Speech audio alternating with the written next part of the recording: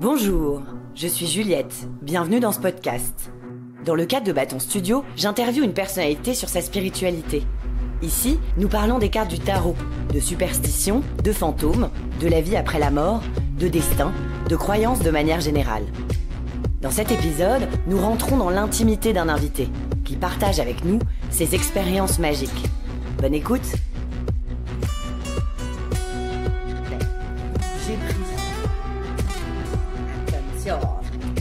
J'ai pris le tarot italien.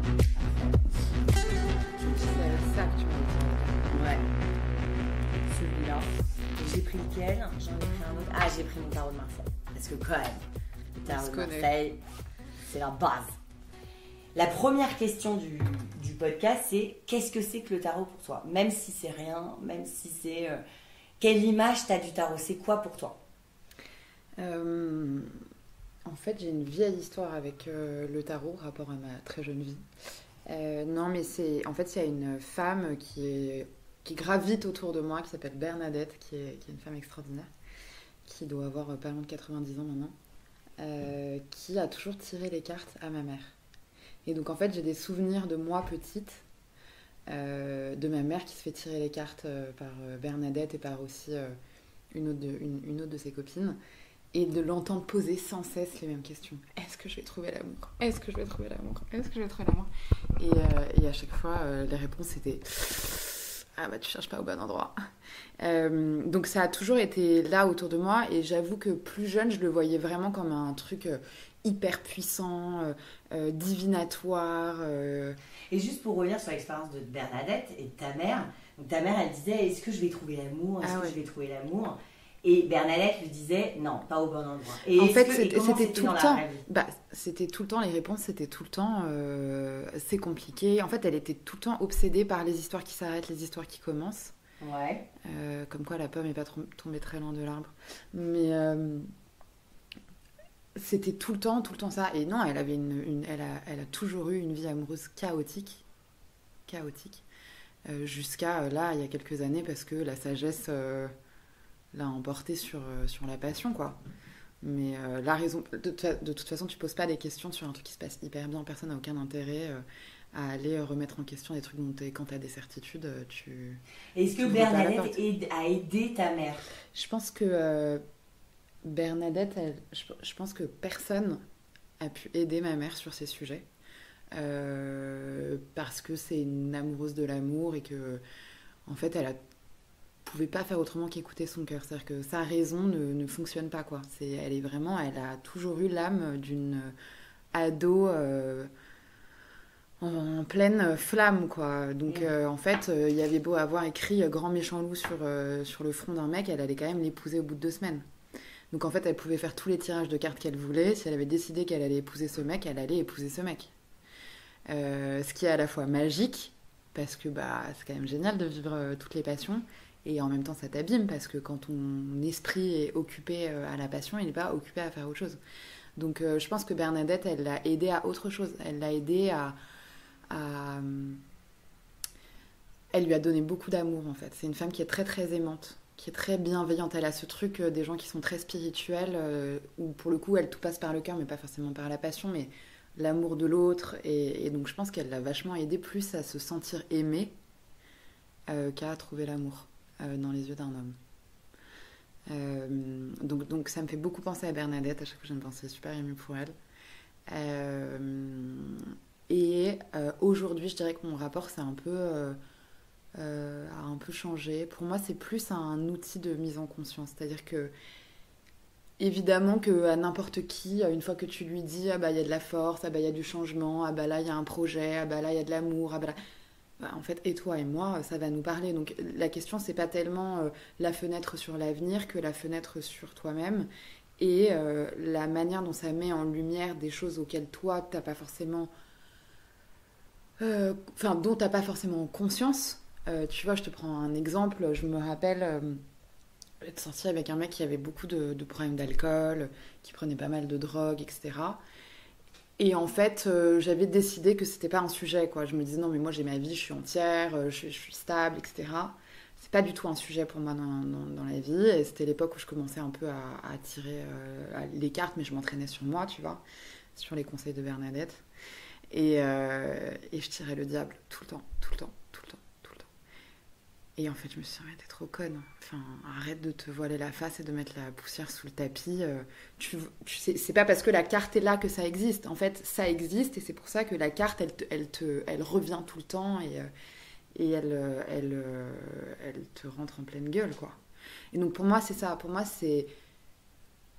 Ce qui est intéressant, c'est les liens que toi, tu vas faire entre les cartes et l'analyse de la personne qui est en face de toi vis-à-vis de ce que tu vis, toi, à l'intérieur de toi. Et moi, je fais des tirages quand je suis prête. C'est-à-dire que les moments où je sens qu'il y a des trucs qui bloquent et que j'ai pas envie de les voir, je vais pas demander à mes copines d'aller me tirer les cartes. Je vais pas appeler Bernadette.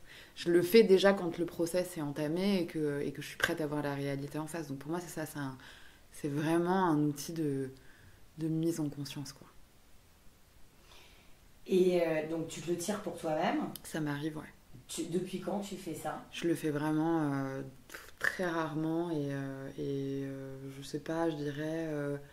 j'ai dû l'avoir genre pendant le Covid, il y a 4 ans. Donc j'ai mon tarot de Marseille et ça arrive que, je sais pas, tu vois, je passe par là, je me dis tiens, je tire une petite carte.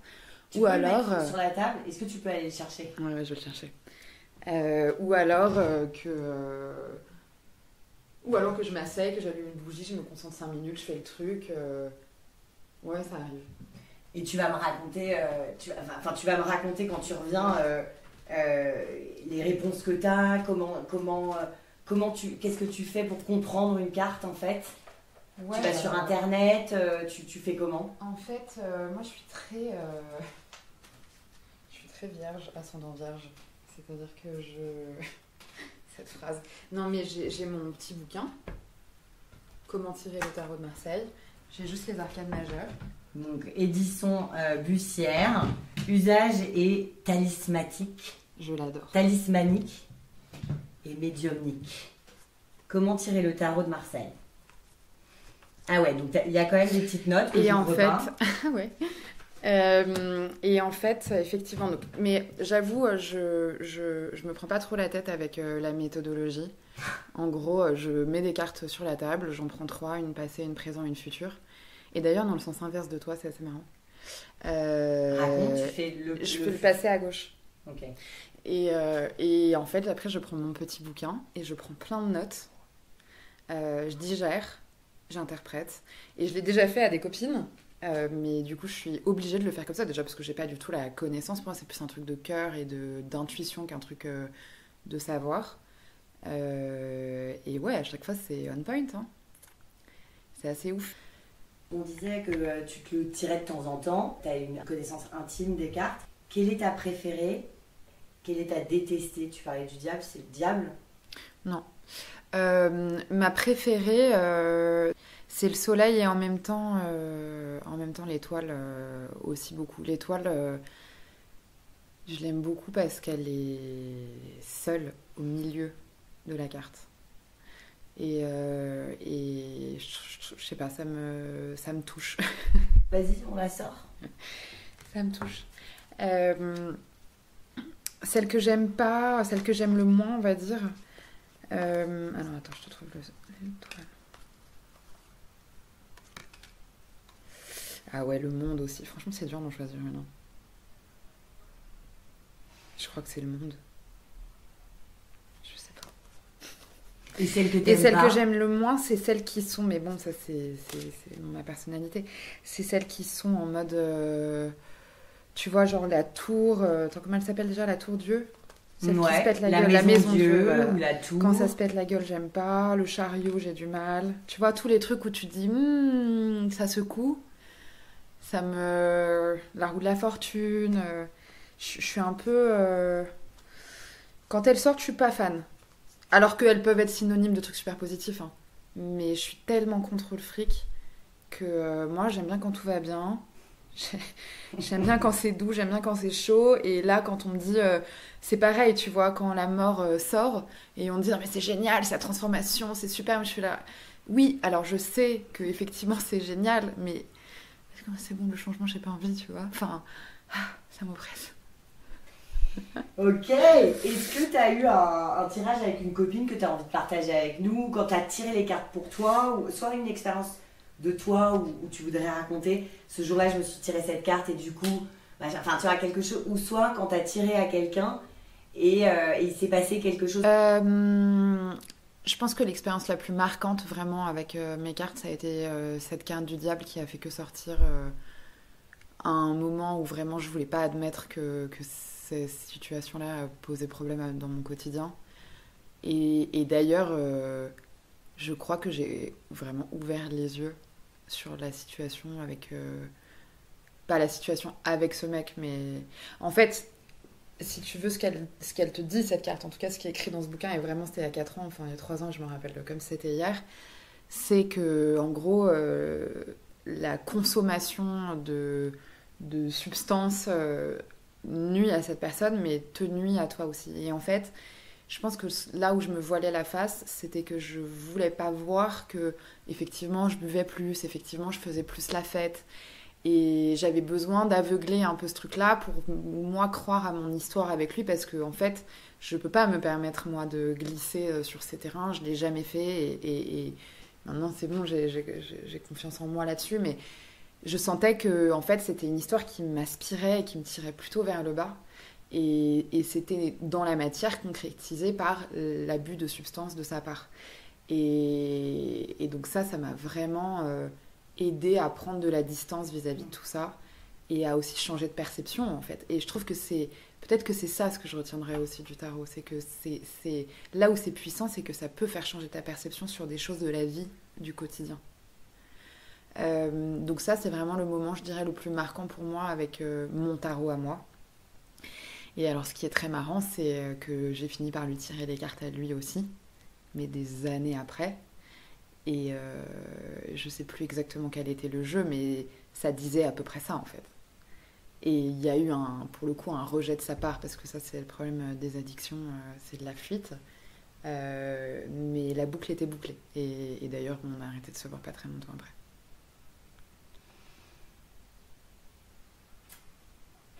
Est-ce que tu es spirituelle ? Je suis très spirituelle. De plein de spiritualité. La religion. J'ai en fait,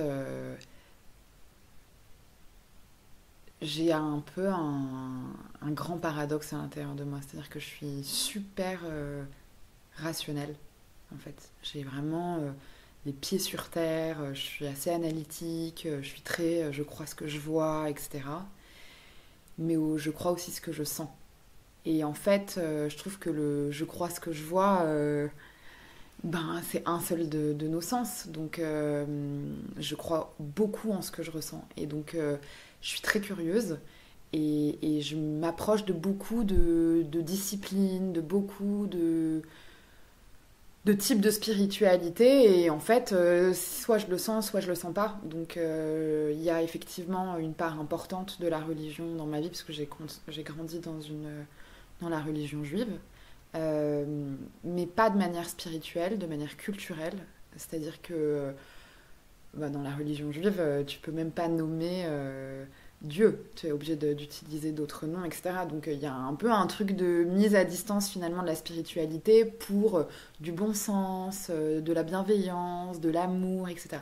Et donc moi, j'ai pas eu une éducation religieuse au sens propre du terme. Je n'ai pas étudié la Torah ou le Talmud. J'ai eu une éducation religieuse comme beaucoup de familles juives sur la culture, donc sur les moments qui rythment le calendrier de la vie d'une famille juive, les grandes fêtes, les prières, les rassemblements, la nourriture. Et donc ça a construit mon identité de femme dans le monde. Avec ce paradoxe qui était que j'avais une double culture, parce que dans la famille de ma mère, ils étaient une toute petite partie des juifs ashkénazes qui étaient partis d'Europe de l'Est, donc en fait avec une énorme mise à distance de leur religion, et sinon une famille catholique française qui avait en fait pas du tout de vie spirituelle. Enfin, tu vois, à part aux enterrements, au mariage et au baptême, tu fous pas les pieds à l'église, quoi. Alors que bizarrement aujourd'hui je vais vachement à l'église. Bref. Non, bref, tu dis ce que tu veux. Non, mais bien sûr. C'est intéressant. Tu parlais de prière. Tu vois, la prière, je comprends très bien que ça organise, que ça vivre ensemble, bien vivre ensemble, amour. Mais la prière.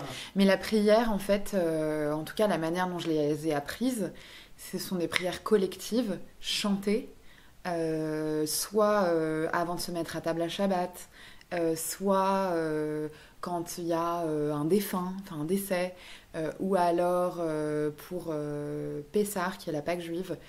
C'est des moments de communion, en fait, la prière dans le judaïsme, peut-être d'ailleurs dans toutes les autres religions.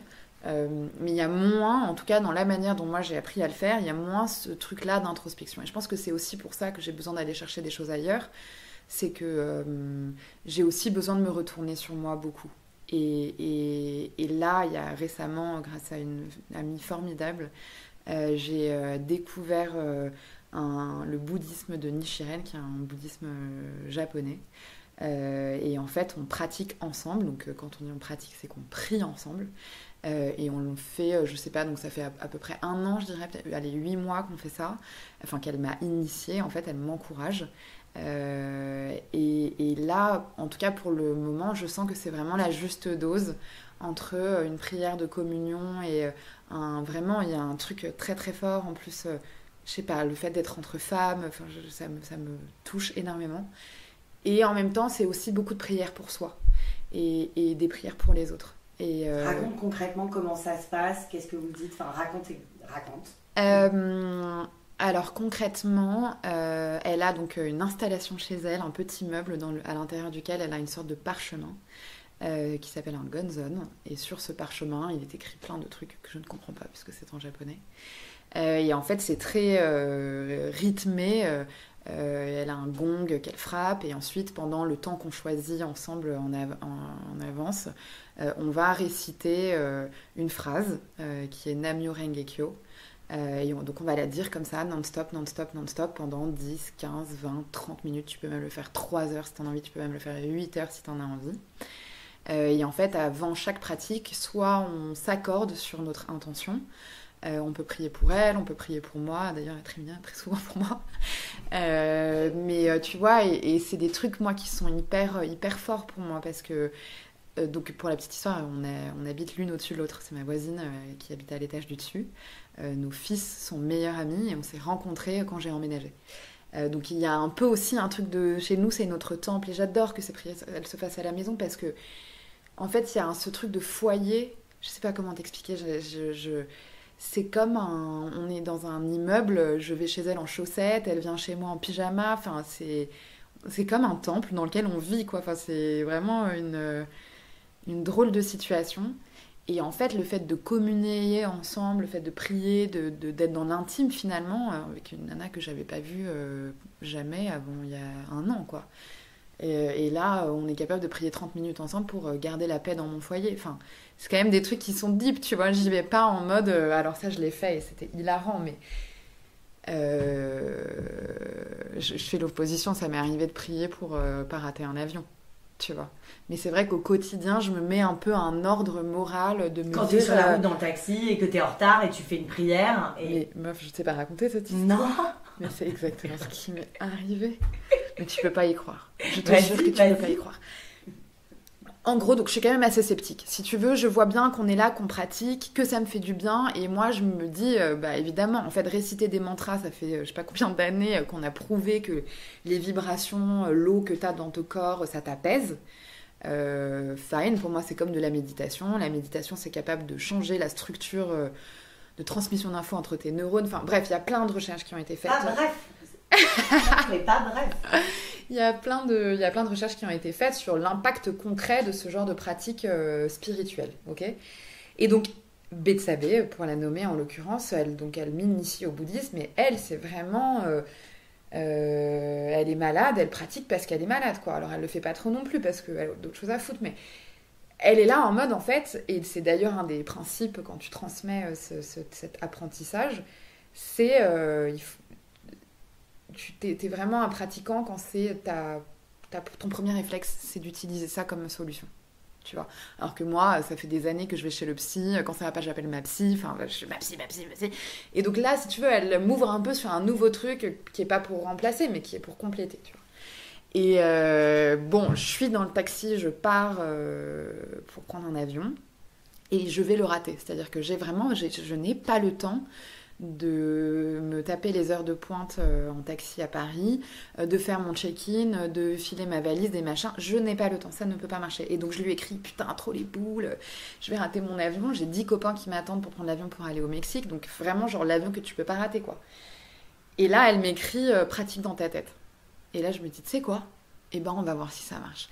Et donc, je suis dans la voiture, je mets mes écouteurs là pour atténuer un peu le bruit machin environnant pour me concentrer. Et je suis là et je lâche rien. Et je suis comme ça. Je suis là dans ma tête avec ma bouche et tout. Et j'enchaîne. Et je fais ça pendant, mais je sais pas, ça a duré une éternité le taxi. J'arrive à l'aéroport. Je file ma valise, donc là je me dis, ah j'ai peut-être une chance. Je regarde la queue pour la sécurité. Je me dis, c'est impossible que je la passe. C'est impossible. Je commence à écrire, je crois que je vais rater l'avion et tout. Je rentre dans la queue et je continue. Je suis là, et je te jure qu'il y a une meuf qui vient. J'étais au milieu de la queue, sur la rangée du milieu du petit tourbillon, là, sur le côté. Et il y a une nana qui vient, de nulle part, qui ouvre le petit bandeau là et qui me dit, mademoiselle, venez plutôt par là. Et donc là, et pas que moi évidemment, toute la ligne à côté de moi, on passe par un escalier, mais genre entre deux portes, un truc dérobé de Roissy, et j'arrive, et je te jure que j'ai la photo, je vais te la montrer, et j'arrive devant un portique de sécurité, donc tu sais les énormes trucs là dans les aéroports, vide.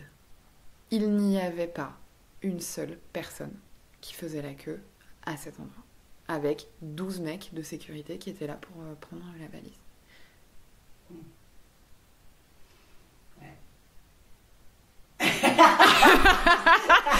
Voilà. Ok. Et là, ouais, c'est dingue. Non mais, et évidemment que c'est peut-être une synchronicité de ouf, peu importe. Mais c'est la même chose. Mais c'est le résultat est pareil. Et alors attends, je vais te raconter une deuxième histoire. Accroche-toi. 4 jours après ou 3 jours après, je te jure, ça fait longtemps, enfin je l'ai pas raconté depuis, mais en gros, je suis au Mexique. Et c'est un voyage, voilà, c'est un gros voyage. Je suis là pour 2 semaines, j'ai un mariage avec plein de potes. Le truc m'a coûté quand même une blinde, tu vois. Et j'attends un virement, le virement arrive pas, donc je commence un peu à stresser. Et je me dis, ah, ce serait trop marrant de pratiquer pour le fric. Et là, je me dis, tu sais quoi, je pratique pour le fric. Et donc je suis là, je suis dans mon lit et tout, la porte est fermée. Mais tu vas pas y croire. Et la porte est fermée et tout. Et donc bref, je pratique. Je sors de ma chambre. Je descends, on était dans une maison, je descends. Et devant la porte, nous attendaient des copains, dont un mec qui est très sympa, qui est un ami de ma cousine, que j'ai vu 2 fois dans ma vie. Une fois à son enterrement de vie de jeune fille, et une fois, lui et sa femme nous avaient invités à déjeuner. Et il me regarde et il me dit t'as pas reçu un virement de 2000 €? Je dis pardon. Et il me dit je t'ai fait un virement de 2000 € sans faire exprès. Je dis ça là, tu rigoles ou quoi? Et il me dit non, mais quoi, tu fais pas tes comptes? Je dis mais évidemment que je fais pas mes comptes. Sinon je serais pas en train de stresser pour le fric. Et il me dit mais regarde tes comptes. Et je regarde mes comptes, il m'avait fait un virement de 2000 €. C'est incroyable. Et je lui dis mais je ne comprends pas comment c'est possible. Et il me dit mais tu sais la maison pour l'enterrement de vie de jeune fille, c'est toi qui l'avais payée. Et nous on t'a remboursé. Donc en fait à ce moment-là j'ai dû enregistrer ton compte bancaire. Et au lieu de faire un virement à machine, je t'ai fait un virement à toi. Tu l'as gardé l'argent? Je l'ai gardé, j'ai disparu. Non, je lui ai bien évidemment rendu. Mais là, personne m'a entendu parler pendant 2 heures. J'étais en état de choc. Bon, il faut le faire tout le temps, quoi. Ah il y a un truc, ça marche. En tout cas, il se passe quelque chose. Mais au-delà de ces choses-là, qui sont plutôt des anecdotes rigolotes, il se passe un truc. Je sens qu'il se passe quelque chose dans mon quotidien. Je suis beaucoup plus joyeuse, je suis beaucoup plus lumineuse. Tu vois, j'en parlais avec Betsabé il y a 3 jours. Elle me dit, mais meuf, bon après il faut dire que voilà, quand je l'ai rencontrée, je n'étais pas forcément en forme, mais il y a un peu un truc de renaissance et le fait aussi d'être entraînée et encouragée là-dedans par une femme que je connaissais pas il y a 1 an, qui me donne en fait énormément, ça m'ouvre et ça m'aide et ça me guérit en fait. En fait, je suis en train de guérir. Et donc là, en gros, je suis un peu dans une phase où tout est très... ça reste quand même très organisé. C'est comment dire, une philosophie. Est-ce que c'est une religion réellement? Je suis pas sûre. Mais en tout cas, c'est quand même assez organisé. Et donc, tu reçois ton petit parchemin au moment d'une cérémonie, après avoir fait plein de trucs, etc. Et donc là, on est en train, avec Betsabé, de réfléchir, tu vois, à l'endroit où je vais le mettre. À moi, essayer de pratiquer seule aussi. Du coup, tu vois, je m'installe ici, je clean tout, je mets une petite bougie là sur mon petit rebord qui est un bordel maintenant. Mais j'ai, tu vois, ma petite bougie, mon sablier, j'ai oublié comment ça s'appelle, cette espèce de petit chapelet en perles là que tu croises dans tes doigts et tout. Et je me dis un jour à la fois, on verra. Mais en tout cas, pour le moment, ça me fait me sentir très bien. Trop intéressant. Trop intéressant. Et du coup, il faut que est-ce que tu as envie, toi, une fois que tu auras trouvé le moment pour toi, machin, que tu te seras vraiment... Tu vas essayer d'en parler autour de toi à d'autres copines, enfin élargir du coup le truc ou pas? Ou le côté sectaire ne t'intéresse pas? Ouais. Non, c'est pas trop mon délire. C'est pas trop mon délire. Et en fait, moi, je réalise que ce que j'aime, c'est aussi être très libre dans ce que je fais. C'est-à-dire que, tu vois, je te disais, j'ai plein de spiritualité, mais en fait... je peux aller à la synagogue, là, chez les libéraux, dans le 11e, pour l'office de Shabbat, ou Hanouka, ou Sukkot, ou Kippour, pour entendre, tu vois, le rabbin ou la rabbine parler. Je peux faire ça, donc pratiquer le bouddhisme. J'ai aussi, quand tu vois, j'ai des moments un peu plus de passage à vide, je vais appeler une magnétiseuse, que je voyais beaucoup, à un moment où ça allait pas du tout. Qui est une nana extraordinaire qui elle met pas trop des mots sur ce qu'elle a. Je pense qu'elle a un don, mais elle le dit pas trop, et je pense que c'est parce qu'elle est très cynique et donc elle veut pas que les gens la comprennent pas quelque part, mais à mon avis elle est clairaudiente, donc elle entend des choses. J'adore la Vierge. La Vierge, à mon avis, on va le mettre dans cette peur là. Il faut quand même que les choses soient organisées. Mettons des étiquettes, s'il vous plaît, dans le monde, mettons des étiquettes. J'adore ce que j'ai commencé cette phrase. Moi, je suis très libre, je suis pas du tout libre, complètement fermée. Mais c'est les mêmes énergies. Chaque carte et chaque chose dans la vie c'est une énergie, c'est énergétique. Tout est énergie. On est dans un énorme champ magnétique et qui est la force 1. Et en gros, chaque énergie a un pôle positif et un pôle négatif. Ouais. Et c'est le fait, tu sais, je ramène toujours à ça, mais c'est évident que quand il y a l'obscur, il y a la lumière quelque part. Et c'est en connaissant l'énergie qu'on s'y repère et bam, on peut s'en sortir et on peut faire disparaître. Mais on dit qu'il n'y a de la lumière que grâce à l'obscurité. On peut pas avoir... Le Jedi va sortir de notre poitrine. Et comme ça, on pourra faire des super phrases sur Instagram pour dire que vraiment, on est des gens spirituels très profonds. Est-ce que tu dirais que tu es superstitieuse? Qu'est-ce que c'est que la superstition pour toi? C'est du contrôle, en fait. C'est du contrôle. Mais j'étais vraiment méga superstitieuse plus jeune. Parce que héritage de ma grand-mère... Les femmes marocaines ont la réputation d'être des sorcières. C'est comme ça que, notamment, les autres populations du Moyen-Orient et du Maghreb voient les femmes marocaines comme des sorcières. Donc, t'as un peu un héritage...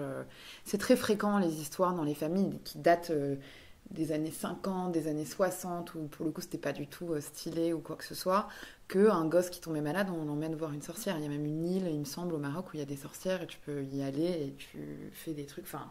Donc, voilà. Donc, de fait, les sorcières, elles se protègent de la magie noire. Je sais pas du tout si ma grand-mère était une sorcière, en tout cas pas celle-là, c'est sûr. Donc, il y avait tout ça dans notre vie. Maintenant, ça me fait rire que tu me demandes si je suis superstitieuse alors qu'il y a un chat noir à 1 mètre de toi. Je le suis plus du tout. j'ai gardé des réminiscences, si tu veux, quand je vois une échelle, je me dis c'est une échelle, c'est pas du tout anodin pour moi, mais je passe dessous. Mais je passe dessous quand il n'y a pas d'enjeu. Donc il y a des... Ça peut encore m'arriver de jeter du sel par-dessus mon épaule gauche. Je suis un peu mal à l'aise quand il y a une baguette de pain, mais te dire... pas une baguette de pain, mais une baguette de pain à l'envers, pardon. Ça me porte rire. J'adore. Non, quand le pain est à l'envers. En fait... Croiser les doigts, tu fais? Oh, je sais pas. Peut-être. J'en sais rien. Non, mais c'est très marrant parce que je suis pas superstitieuse, mais en fait, je suis superstitieuse.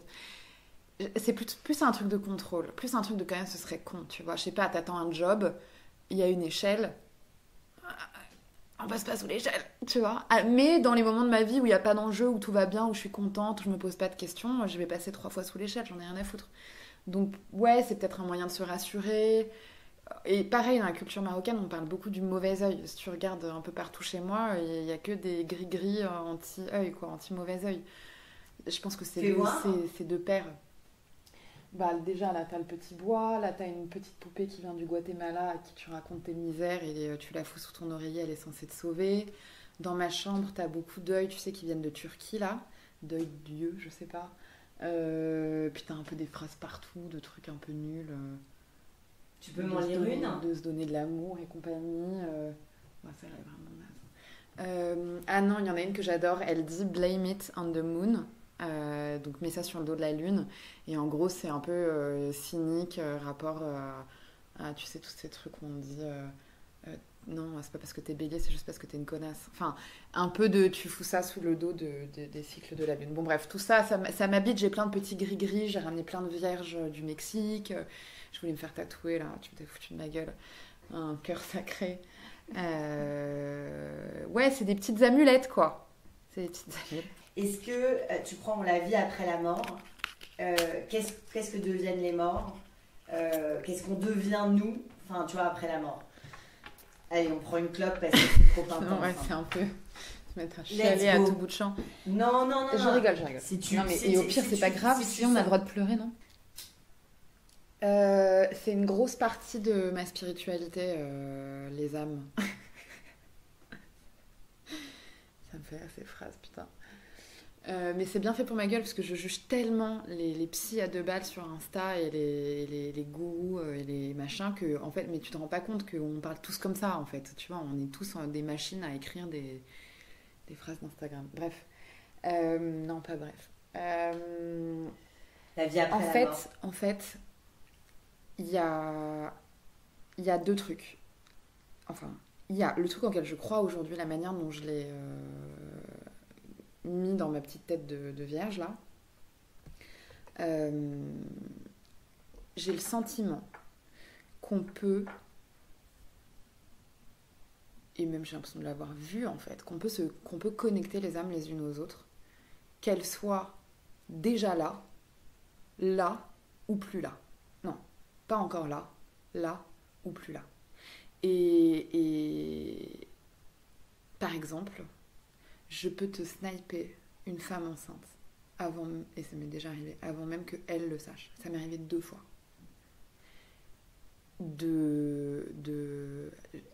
Je sais pas comment l'expliquer. C'est-à-dire que la meuf est en face de moi et j'entends ou je sens, non j'entends pas parce que je sais pas une voix, je sens, ça apparaît très clairement, elle est enceinte. Et c'est arrivé, donc ça arrive à chaque fois, hein, c'est arrivé plein de fois. Ah oui, alors mais alors, ce qui est très marrant, c'est que moi j'ai pas vu ma propre grossesse. Non, mais t'as vécu un truc de... Enfin, avec ta grossesse, est-ce que tu l'as su? Non.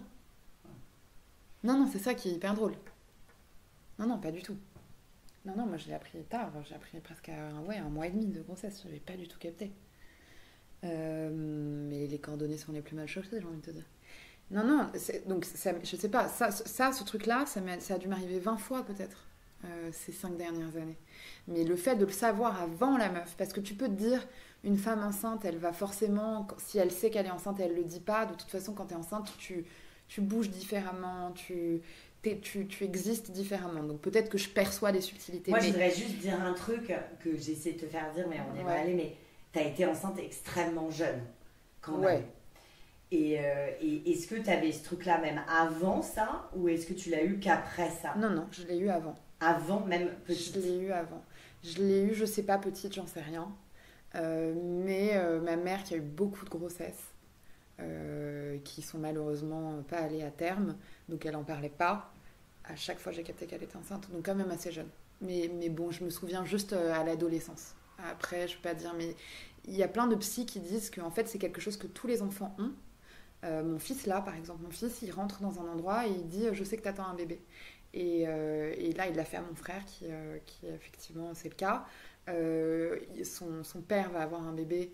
On est rentré de chez son père. Il m'a dit le bébé de sa belle-mère, est-ce que c'est une fille ou est-ce que c'est un garçon? Alors qu'il ne savait pas qu'il y avait un bébé dans le ventre de sa belle-mère.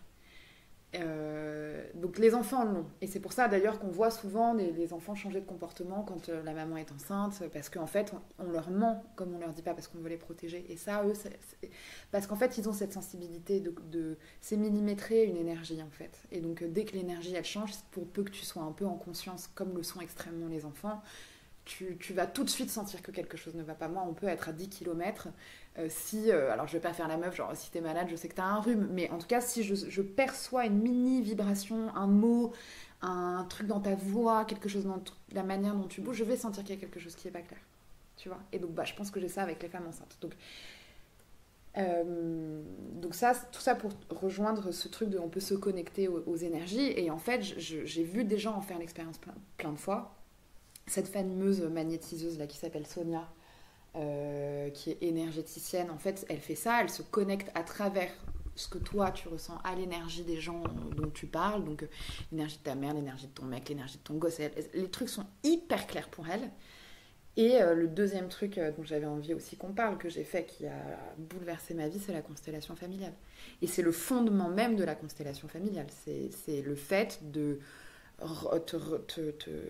recevoir ou de te connecter à l'énergie des gens qui ne sont pas dans la pièce, premièrement, mais qui aussi peuvent être des bébés qui ne sont pas encore même dans le ventre de la mère. J'ai une copine qui allait voir le même mec que moi et il lui a dit le bébé arrive. Une autre copine qui avait fait une fausse couche, elle lui a dit c'était une petite fille, elle est machin. Alors bon, encore une fois, t'y crois pas, mais en l'occurrence... Moi, le mec dont je parle, c'est un polytechnicien de 60 balais, look de Bernard Pivot, qui fait 40 000 constellations avec sa meuf dans son manoir à Clamart. Il n'a pas besoin de toi pour vivre. Et moi, je peux te dire qu'il m'a mais bouleversé, ce mec. Il a changé le cours de ma vie, vraiment. Vraiment. Tu peux raconter dans les détails Ouais, carrément. Tu as deux types de constellations familiales, à ce que je sache. Tu as les constellations familiales en groupe. Toi et moi, on peut s'inscrire et faire une constellation familiale avec des inconnus. Et en fait, le principe d'une constellation familiale, c'est que tu te connectes aux énergies des gens avec un intermédiaire qui peut être des poupées, qui peut être des cailloux, qui peut être des gens. Et donc les constellations familiales en groupe, c'est des constellations familiales où l'intermédiaire, c'est des gens qui viennent se foutre dans l'énergie des gens dont on parle, qui ne sont pas dans la pièce. Okay, et moi, je l'ai fait avec un mec qui utilise des cailloux. Et je l'appelle Jean-Michel Caillou, d'ailleurs. Qui s'appelle Jacques Tancé. Mais Jean-Michel Caillou, je trouve ça très marrant. Et en fait, donc, t'arrives chez lui et tu lui racontes un peu la généalogie de ta famille, en fait, d'où tu viens, comment ta famille est structurée, parce qu'évidemment qu'on sait que dans la construction d'une vie, c'est hyper important. Mais ce qui, lui, le touche le plus, enfin, là où il va le plus s'accrocher, c'est d'où tu viens. Et en fait, ce mec est un génie, brillantissime. Il connaît toutes les crises, tous les déplacements de population, tous les attentats. Enfin, il a une connaissance de l'histoire et des contextes géopolitiques à travers les années qui est, c'est un ordi, quoi. Enfin, franchement, il n'y a pas photo. Et donc, tu y vas, par exemple, quand ta famille, elle a traversé la Shoah. Tu y vas quand, effectivement, par exemple, moi c'est le cas, ma famille est partie du Maroc parce qu'il y a commencé à avoir des attentats contre des synagogues au Maroc. Donc ils sont partis dans la peur. Et en fait, tout ça, tu y vas pour désamorcer l'héritage transgénérationnel de crise dont tu as hérité parce que tu es dans cette lignée et puis pas une autre, quoi, en gros. Et donc moi, j'y allais parce que... j'arrivais pas, si tu veux, après des années de thérapie, après les énergéticiennes, je n'arrivais pas à dépasser mes blocages avec ma famille. C'est-à-dire que j'arrivais pas à aller au-delà de la colère que je ressentais pour l'histoire que j'ai eue. J'en voulais à ma famille, j'en voulais vraiment à ma famille. Et en fait, j'étais arrivée au point où ça se retournait beaucoup plus contre moi que contre eux, parce qu'on était quand même assez à distance et qu'eux ne le vivaient pas comme ça. Et donc, en fait, c'était moi qui en souffrais. Et puis moi, je ne pouvais pas construire une famille en étant en colère contre la mienne. Enfin, il y a un moment, si tu veux être un parent qui a un peu de valeur et du jote et de donner des trucs à ton enfant, faut que tu dépasses ces choses-là. Et donc, je m'étais dit, il faut que j'essaye autre chose. Je n'y arrive pas, il y a des trucs qui ne sont pas digérés, mais je ne mettais pas le doigt sur les choses. Je n'arrivais pas à savoir ce qui se passait, en fait.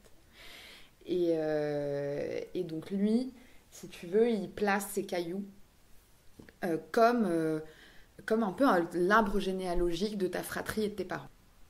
Et donc, il se met sur l'énergie de chacun et il te dit ce qu'il sent. Tu veux que je te raconte ? Bah, évidemment. Ok. Donc, il se met... Mais attends, c'est choquant, hein. Il se met sur l'énergie de mon père. Et là, il dit... je suis... Oh là là. Et puis, alors, c'est bizarre parce que sa voix se transforme, ses gestes se transforment. Il est quasiment plus le même mec. C'est super chelou. Et donc là, il me dit... Oh là là, je suis complètement dans la lune. Mais là, je n'ai pas du tout les pieds sur terre. Mais j'ai pas d'émotion. Attends, je vais dans le lien à toi, mais il n'y a pas de lien avec toi, en fait. En fait, je sens pas que t'es ma fille. Je sens pas du tout que t'es ma fille. Je sens pas que je suis ton père. Tu pourrais être la fille du voisin. Je t'aimerais pareil, quoi. Il n'y a pas cet amour de père, quoi. Donc, si tu veux, le mec, il commence comme ça. Toi, t'es là, ok. Mais en fait, comme dans tout ces choses-là, tu les sais. J'ai pas attendu d'avoir 30 balais pour savoir que mon père avait pas ce truc avec moi. Tu vois. Donc, ça me fait du bien. J'entends ça et je me dis, je suis pas folle. Et tu sais quoi, je préfère entendre ça, parce que du coup, ça justifie la manière dont il s'est comporté. Et il y avait de l'amour entre nous, il avait beaucoup d'amour pour moi, mais pas celui d'un papa. Mais parce qu'il n'était pas connecté à ça, je pense que c'était trop grand pour lui, la paternité. Surtout la paternité d'une fille. Il m'a dit, quand t'es née, je me suis effondrée en larmes. Moi, je l'ai jamais vu pleurer. Donc, je pense qu'il était très coupé de ses émotions. Donc, il a mis à distance. Pourquoi ? De beauté, quoi. Il m'a dit, c'est vraiment l'émotion la plus forte que j'ai jamais ressentie de ma vie. Et donc, c'est un peu dur de dire il n'y a pas d'amour. En fait, c'est l'amour et il est coupé de cet amour. Il a été coupé de cet amour, je pense. Parce que c'était trop grand et puis parce que tu me connais. Moi, je suis en mode... je te confronte, quoi. Si tu me la fais pas à l'envers, en fait. Donc quand tu agis pas bien, je te dis que tu agis pas bien, je te mets face à toi. Et donc je pense qu'il l'a senti ça très jeune, que je le mettais face à lui, et donc il a fui ça, contrairement à mes frères qui eux étaient beaucoup plus dans une posture de séduction avec lui, puisque miroir, etc. Et donc il a beaucoup plus pu les amadouer, de créer du lien avec eux. Moi, il n'a pas réussi, il n'a pas fait l'effort, ou il n'a pas réussi à franchir ce cap-là, à essayer de me rencontrer et de comprendre. Beaucoup plus tard, il entendait les choses que je lui disais. Ouais, dans la jeune enfance, non. Non, il m'a mise beaucoup à distance. Et puis ce rapport, il n'était pas très clair, lui, dans son rapport aux femmes. Donc il y avait aussi mon identité de femme qui posait problème dans le lien que j'essayais de construire avec lui. Donc si tu veux, il me dit ça, le truc il commence par ça. Ensuite, il passe à ma mère. Alors là, c'était en mode... il me dit... J'ai des vertiges, je me sens pas bien, j'ai la tête qui tourne, je suis pas du tout construite, j'ai pas les pieds sur terre, j'ai l'impression que je suis une petite fille dans le corps d'une femme, je tourbillonne, je suis presque au bord de la folie, etc. Et en fait, c'est vrai, ma mère, elle a un truc elle est très, très, très, très, très fragile, profondément fragile, et même sa santé mentale est fragile. Elle a déjà eu des épisodes, on peut appeler grossièrement là, de folie. Et donc le mec te dit ça, mais pareil, moi je ne lui ai rien dit de tout ça, donc je suis un peu là genre wow, ok. Ensuite il se met sur l'énergie de mon grand frère et là il me dit assez classiquement, je suis le premier enfant d'un couple dysfonctionnel, j'ai un frère et une sœur derrière moi, j'ai trop de responsabilités, mon frère c'est un mec hyper froid, très introverti, qui parle pas du tout, enfin je sais même pas s'il a je pense qu'il y a des émotions, ça se fait pas dire ça, mais en tout cas il est très très loin de tout ça. Et ensuite il se met sur moi et là il me dit je suis coupée en deux. En fait j'ai le bas de mon corps qui est mais genre deep down sur le sol et donc je suis très très très solide. Mais alors en revanche, tout le haut de mon corps, c'est ma mère. C'est-à-dire que je suis en fusion, je ressens les trucs de manière super intense et surtout, j'ai pas du tout envie d'être là en fait. Moi, j'ai envie d'être au-dessus des nuages, là, dans mon petit paradis d'illusion, à voguer de liberté, de machin. Mais en fait, et du coup, j'ai un truc d'écartèlement entre le haut de mon corps qui est régi par les émotions hyper intenses et qui essaye de fuir en fait pour aller se balader dans la lune, sur la lune, et le bas de mon corps qui est un peu mon chemin, je sais pas, peut-être mon chemin karmique, tu vois, d'ancrage, quoi. Et ensuite, il passe à mon petit frère, à mes petits frères. Bon, bref, il dit moins de trucs intéressants là. Pour nous aujourd'hui. Mais du coup, donc voilà, donc le mec il te raconte ça déjà, donc toi t'es là genre ok. Ouais. Et tu sais, c'est ce qui t'a fait du bien, c'est d'avoir entendu Exactement, des vérités. Des vérités que tu savais depuis déjà longtemps, mais que des vérités. mais que en Exactement. fait c'est le sentiment de je ne suis pas folle en fait. J'ai l'énergie qui n'était pas concrète, qui n'était pas d'intangible en fait. Tout d'un coup devient tangible. Genre, bam, ça ressort dans la Matrix, c'est un autre être humain qui se pose sur un caillou et qui te dit quelque chose. Ouais, exactement. Est-ce qu'il y a quelque chose d'autre que tu voudrais rajouter sur la constellation ? Oui, je l'ai fait dans l'optique d'un soin. C'est-à-dire que tu vas pas juste pour que le mec il se mette sur des cailloux et dise que ton père il t'aime pas, tu vois. Tu y vas parce que tu as un truc à réparer, donc lui il va t'aider à faire ça. Et donc en gros, juste pour terminer sur le process et à quoi ça sert, donc il met le doigt sur le truc. Il met le doigt sur le truc, et là en l'occurrence pas forcément envie de tout déballer, mais il met le doigt sur le truc, et il dit bah voilà, en fait à ce moment là il y a eu une cassure dans ta famille, et ça a fait que la petite fille que tu étais à ce moment là s'est dissociée de la femme que tu es devenue. Et en fait à cet âge là, en l'occurrence donc 7-8 ans, bah, la petite fille que t'étais, elle est tombée dans les limbes, et t'es devenue une femme.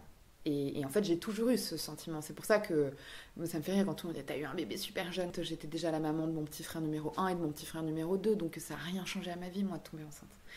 Mais parce que précisément à ce moment-là de ma vie, en fait, je suis devenue une adulte.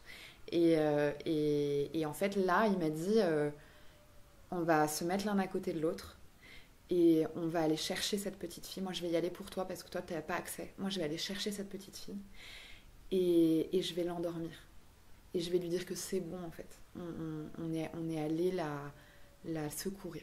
Et elle va pouvoir se réintégrer à l'intérieur de toi et elle va pouvoir s'endormir paisiblement pour que la femme que tu es aujourd'hui ne soit plus régie par cette petite fille qui est dans les limbes, mais que tu vives la vie que tu es censée vivre maintenant.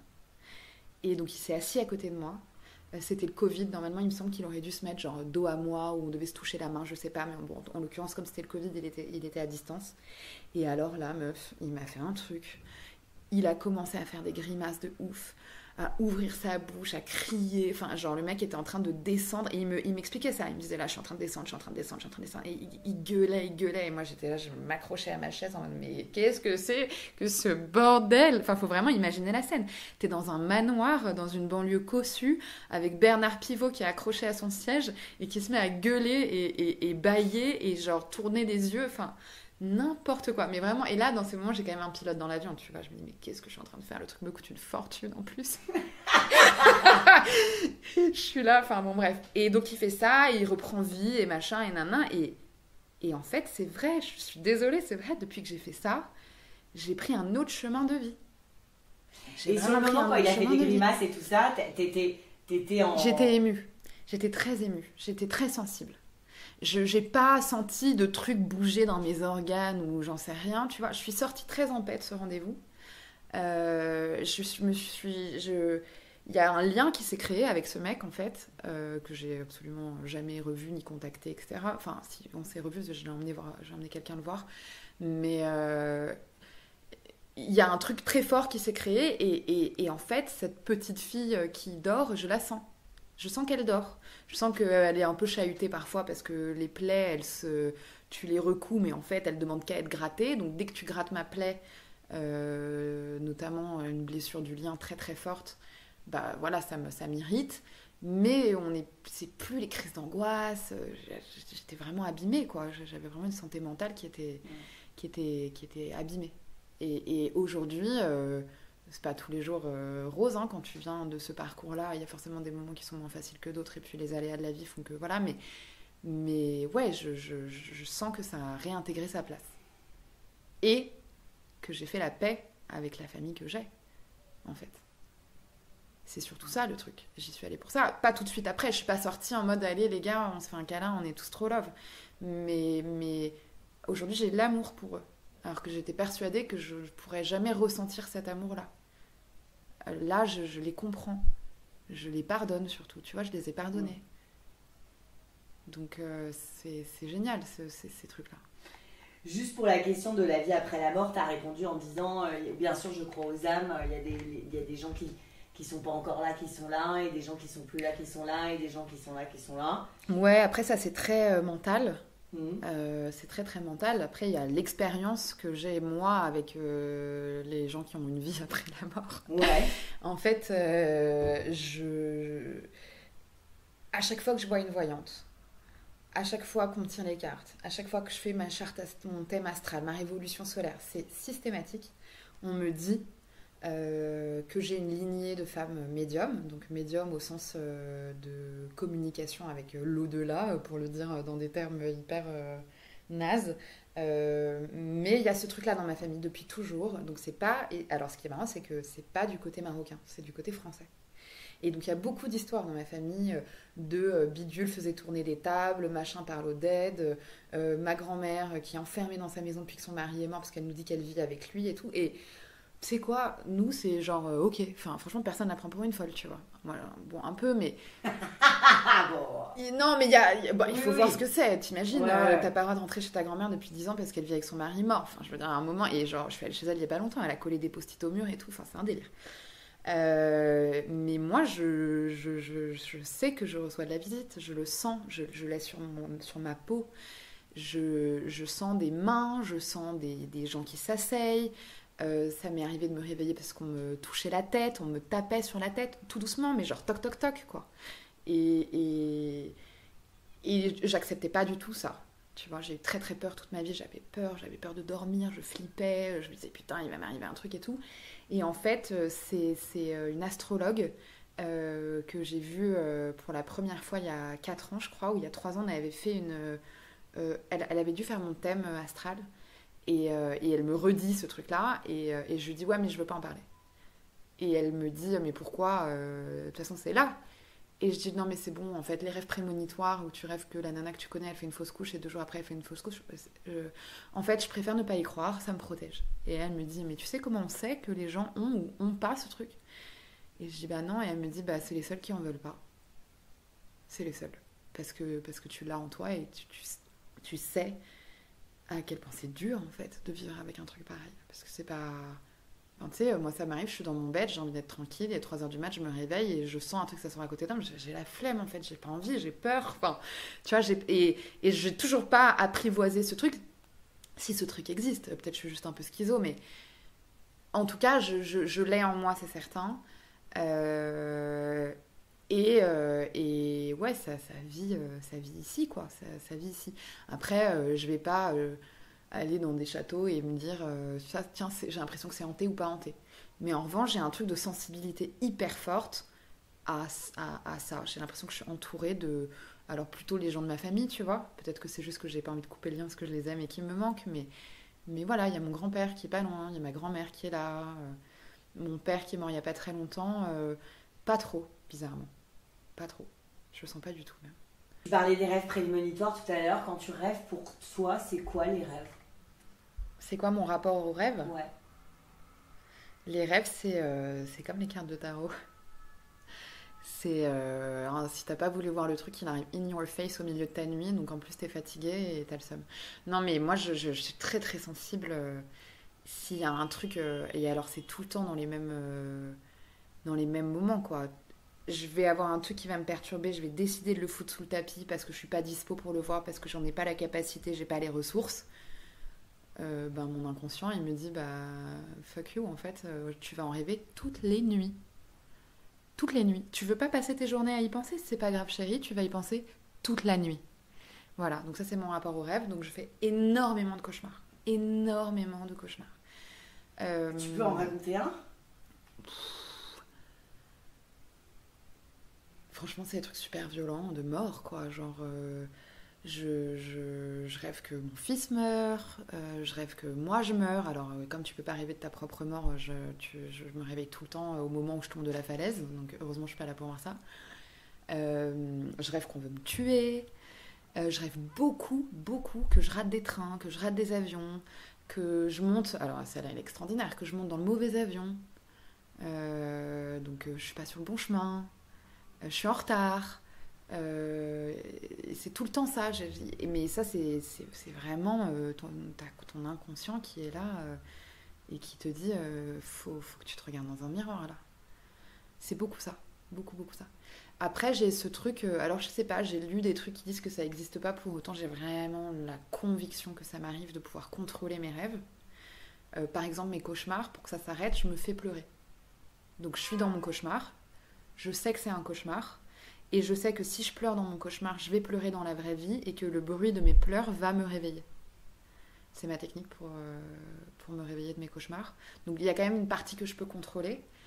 Donc un peu des rêves lucides, quoi. Je suis folle. Ouais. Non, j'adore il y a quand même une partie que je peux contrôler. Genre lol. Ouais, ok. Ouais, calme-toi, ma soeur. Donc c'est bon. Non, mais donc tu te sors des rêves. Je me sors des rêves. Je me sors des mauvais rêves. Pas tout le temps, mais je me sors des mauvais rêves. Il y a des bons rêves aussi. Et les bons rêves, je m'en rappelle pas. Bah non, c'est trop facile. Quand t'as fait. Non. Si, je fais beaucoup de... Ouais, je devrais peut-être pas le dire, mais je fais beaucoup de rêves érotiques. Ouais. Ouais. Et ça, c'est des bons rêves, ça. Ouais, c'est des super rêves. Alors après, ça dépend si tu choisis pas toujours ton partenaire. Parfois, il y a des trucs un peu relous. Enfin, non, relou, non, mais si, relou, si. Si, ça arrive qu'il y a des trucs relous. Mais il y a des trucs très drôles. Il y a des trucs très drôles.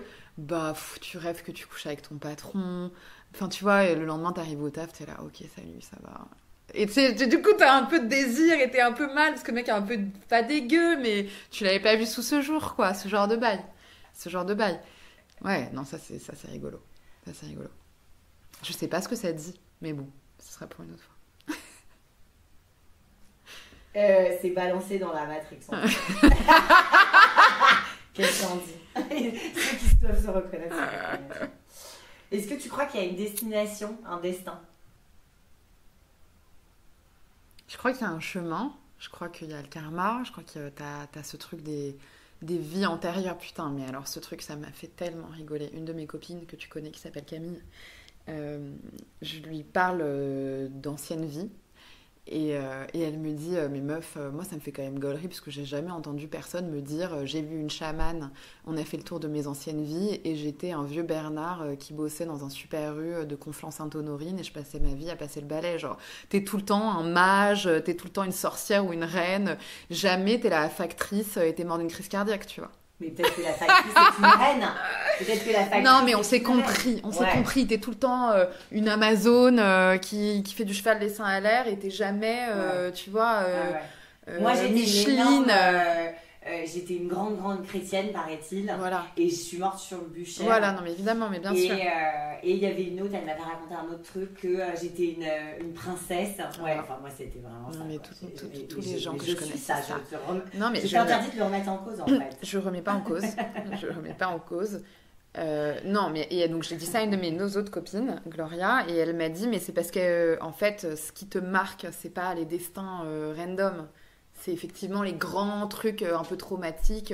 J'ai une copine, elle l'a fait avec une nana, et la nana, elle m'a dit, j'ai eu super mal aux yeux, j'ai vu mon mec actuel, donc de la vie d'aujourd'hui, il y a, genre au Moyen-Âge, me crever les yeux. Tu vois. On te raconte quand même des trucs de ouf. Et je pense que ça, c'est le prochain truc que j'aimerais faire. J'aimerais bien, d'ailleurs, si t'as des recos de gens qui peuvent m'accompagner à faire ça, j'aimerais bien faire le tour de quelques anciennes vies. Donc ça, j'y crois. Et je sais pas, non, je crois pas que tout est écrit. En quoi tu crois, toi? Je te redis ce que je t'ai dit tout à l'heure. Moi, je crois en ce que je ressens. Je crois à l'intuition. Je crois au sens. Je crois à la connexion entre les humains. Je crois à l'amour, mais d'une force mais immense. C'est la dernière question et c'est hallucinant, tout le monde y vient tout seul en fait. En quoi tu crois? En l'amour. C'est quoi l'amour?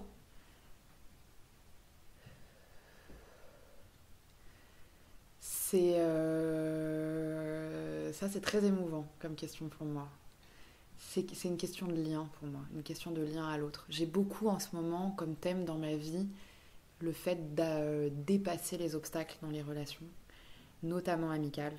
On a parlé de la famille tout à l'heure, ça se rejoint un peu, c'est-à-dire beaucoup pour me protéger avant, j'arrêtais les relations dès que quelque chose ne me convenait pas.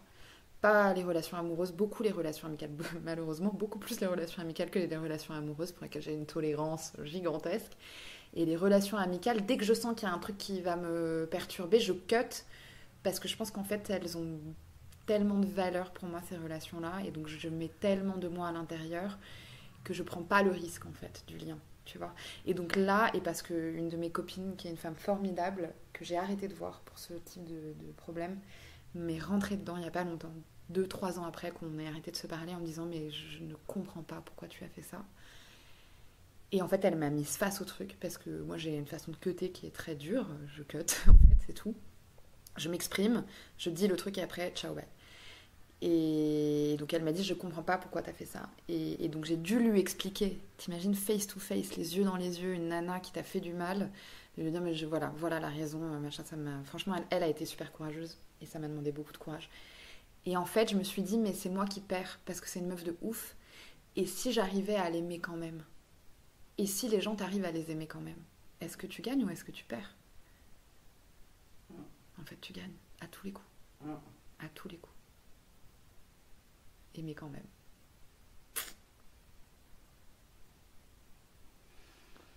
On tire les cartes. Allez. Alors, tu choisis celui que tu veux. Et bah écoute, t'es dur là parce que tu m'as mis mes 2 chouchous. Et il y a les tiens, il y a ton paquet aussi que tu as le droit de choisir. Non, j'ai pas envie de choisir le mien, j'ai envie de choisir un des tiens. Mais je crois que c'est lui qui m'attire. Et bah prends-le en main. Alors que ma raison me dit non, mais mon cœur me dit oui. Oh bah attends. On écoute le cœur. Oh là là, il y a tellement de cartes. Bah ouais, 78. Là, il y a les mineurs, les cartes de cour et les majeurs. Parce que toi, tu tires juste les majeurs parce que exactement. Tu veux juste le haut du panier.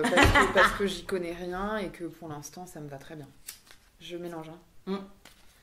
Toi, tu t'en fous quand elles sont à l'envers, c'est marrant. Je m'en fous total. Et tu l'interprètes pas du tout comme un... Non, parce que c'est mon paquet. Elles sont à l'envers parce que, si tu veux, quand je me les tire, pour moi, c'est biaisé en fait. Si c'est ton paquet et qu'elles sont retournées et que la carte revient, là oui, c'est un my day. Okay. Mais ça n'a de valeur que quand il n'y a que toi qui tires sur ton paquet. Ah ouais. Là, tu es en train de prendre mon paquet et il est passé dans plein de mains parce que c'est pas... voilà. Mais j'ai un paquet à la maison. Il n'y a que moi qui tire. Un paquet secret. Et c'est un paquet perso. Attends. Ouais. Voilà. Et là, quand elles sont... Mais moi, je ne les lis pas tellement retournées. Je les lis, en fait, en fonction des cartes qui l'entourent. Ouais. Et de toute façon, une carte, c'est une énergie dans sa globalité. Ouais. Et moi, je demande à ce qu'on fasse le tour du cercle. Pas qu'on... Enfin, tu vois, c'est ça qui est dangereux. Une énergie, elle, quand une carte arrive... Tu dois t'en imprégner et c'est comme un son, ding, et ça a une résonance si tu veux. Donc il faut laisser les choses, on ne peut pas arrêter. Coupe en 2 avec ta main gauche. On va regarder la carte de coupe.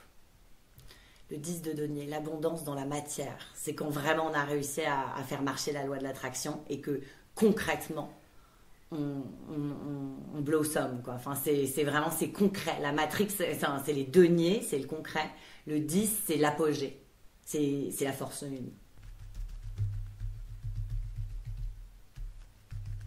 Je fais ça comme une bonne petite vierge. C'est très beau. C'est beau hein. Très très beau. Ça va même avec la gourde. Et ouais. T'en tires 3, tu les retournes pas. Okay. Non, je voulais bien le placer. Je ne m'en mêle pas. Tu m'en sors 3, mais tu les retournes pas. Je les retourne pas.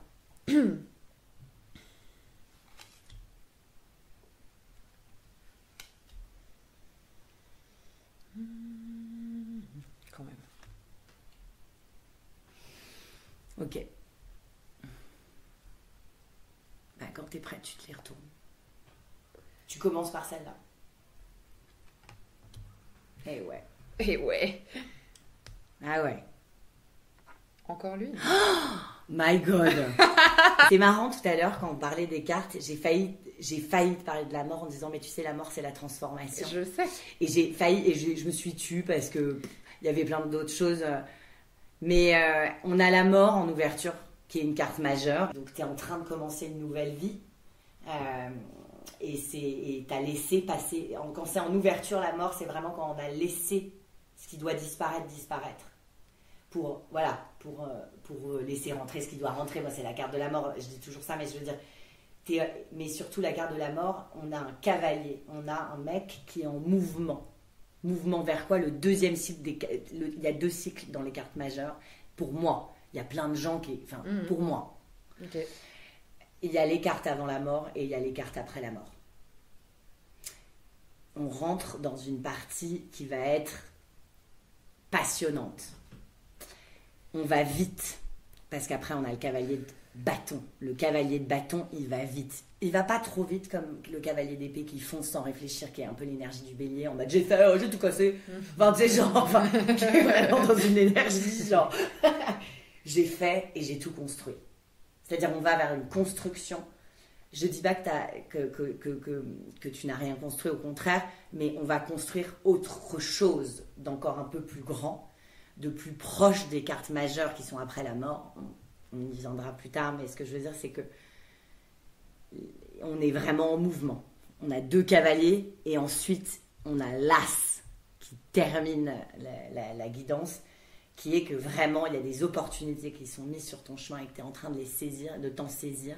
C'est le début, ça c'est la fin, ça c'est le début. Tu as eu le 10 tout à l'heure, genre on a compris que tu étais vraiment en mode la magie intérieure sort, c'est-à-dire que tu manies les éléments, tu es en train de concrétiser un objectif. L'objectif, c'est-à-dire moi ce que j'appelle ton unité à toi qui est appelée à sortir.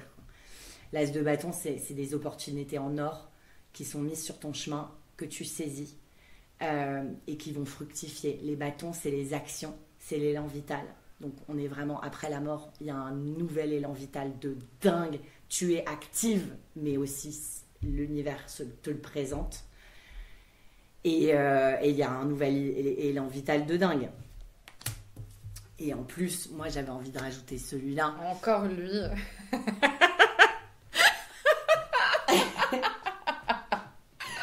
Dis ce qu'il est. Le cavalier des coupes. Voilà. Donc on a 3 cavaliers et des opportunités. Le cavalier de coupe, mais c'est ça, c'est celui que tu m'as tiré il y a 2 jours. Ah, c'est incroyable. Mais de toute façon, moi je le connais ce jeu, mais je voudrais juste que tu comprennes que non seulement il y a pas, en plus c'est enregistré, donc vraiment c'est, il y a les 4 cavaliers dans le tarot, mais il n'y a pas beaucoup de gens qui sont à cheval dans le tarot. Ils sont souvent sur un trône, ils sont souvent à même le sol. Tu parlais de tout à l'heure à même le sol. Tu parlais de quelqu'un qui est trop dans le ciel, quelqu'un qui est trop ancré dans le sol. Là, en fait, et t'aimes pas le chariot, mais là, t'es sur un chariot de ouf. C'est-à-dire que t'es sur un chariot, t'es sur un cheval. C'est-à-dire que tu ne touches pas le sol, mais en même temps, tu ne touches pas le sol. Enfin, t'es entre deux et t'avances. Enfin, il y a une... Enfin, ça fait qu'un. En fait, je m'exprime pas très bien, mais... Non, mais j'entends ce que tu dis. T'entends? Ouais. Et l'univers est là pour mettre ce dont tu as besoin sur ton chemin. Et c'est des actions que tu poses, que tu prends. Et ça te... C'est un élan qui est émouvant. Oh, mon chat. Qui est hyper émouvant. C'est un super tirage. Ah là là, incroyable. Incroyable. Mais tu vois, c'est... Quand je te dis de mise en conscience, après, là, je sens que je suis très en conscience en ce moment quand même. Donc, c'est bouleversant de le voir en image, en fait. Parce que tu m'as bien vu cette année. Et c'est le moment de ma vie où, effectivement, je renais pour de vrai.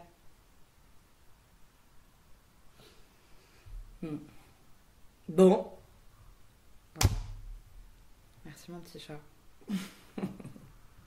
Est-ce qu'il y a autre chose, toi, que les cartes te disent ou que tu veux rajouter? On n'est pas pressé de couper. Hein. Tu vois, s'il y a un dernier truc que tu as envie de dire.